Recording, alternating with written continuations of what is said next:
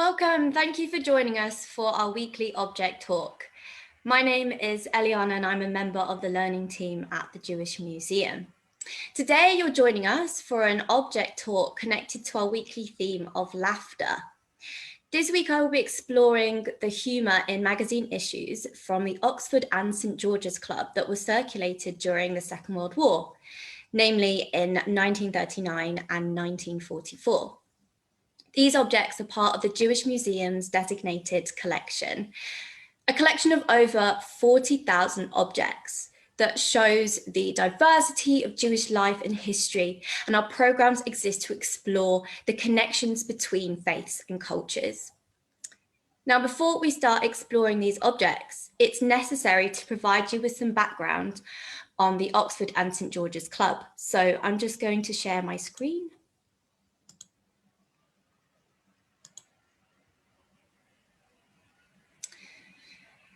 So the Oxford and St George's Club was founded by a man named Basil Henrique in Cannon Street Road, 1914, just a few months before the First World War.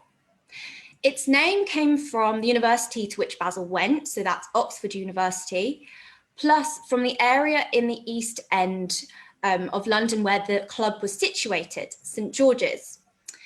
On the screen, you will see the club's badge.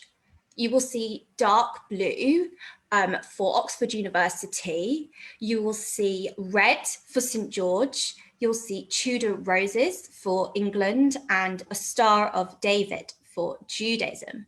And the club aimed to follow the ideals of all four symbolic aspects of the badge. There was a club for boys, and also one for girls, led by Basil's wife, Rose. The clubs provided social and educational activities such as sport, drama, ballet, first aid, and also held annual summer camps, which for many children who were from inner city London were the only opportunities to go on holiday. The club was so popular and successful that many of the old boys and girls would keep in touch and return year after year to the summer camps. In 1929, the Oxford and St George's Clubs moved to a former school building in Berners Street, Whitechapel, now called Henrique Street. It was funded by Bernhard Baron, a cigarette manufacturer. On the 9th of April 1929, Bernhard Baron laid the foundation stone and the building was known as the Bernhard Baron Settlement. As a settlement, it catered for Jewish needs from cradle to grave, with a clinic for expectant mothers and other patients, a kindergarten, had youth clubs and also parents groups. It also provided religion classes and adult activities and also had a burial scheme. There was also a boot club, which helped to provide footwear for children in families who could not afford it. And there was a poor man's lawyer scheme as well, giving out free legal advice, making up one of the organisations in the East End that supported members of the community that needed it. It was sold in 1973 and the clubs moved to Totteridge in North London. Over the years, because of a decline in membership, these activities have ceased and it is now a grant-making organisation. So here is an example of a cover of one of the magazine issues. This one is from July 1944. It has a bright blue background and you can see the club's badge at the top. And you can also see a symbolic depiction of what I believe is St George and the Dragon, obviously because of the club's namesake, and also has that patriotic link as well. So the club produced monthly magazines, or what were entitled fratras, which is a Latin word that means brothers. They would provide news, anecdotes, jokes, and updates on members and also old boys and girls. Since the issues we are exploring are during the Second World War, these also provide updates on those who were serving in the British Armed Forces, where members would write in to provide these updates. The issues also included debates on topics of the time. These issues are an interesting insight into the views and culture of a particular pocket of British Jewry at the time and how they coped with the devastating, unpredictable and upsetting situation of living through a world war. There seemed to be much humour in these issues, though. They always seem to have a dry, a witty tone throughout. However, there were designated pages for jokes, and they were entitled the Monthly Snigger. And these sections of jokes even appeared where in the same issue, members were being reported missing, imprisoned, or dead. In fact, this humour seems even more necessary in the midst of such events. So let's look at some example of the jokes in these issues. Each joke seems to be mainly clever one-liners, all with a matching title.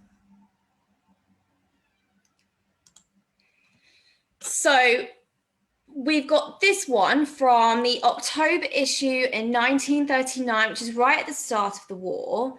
We have a joke entitled "Signboard Seen Outside Air Raid Post," followed by "If you find a bomb, keep it, it's yours." Then we have a few from the November issue of 1944, some relating to the armed forces, since it is the war and it has been their reality for a few years now. So we have one entitled "Some Girl," followed by "And then there was the girl who loved many servicemen. She believed in platonic friendship." Then we have one entitled "Mother-in-law," followed by the civilian counterpart of the Sergeant Major. And then we have this one, and this one is my favourite, and I saved it till last.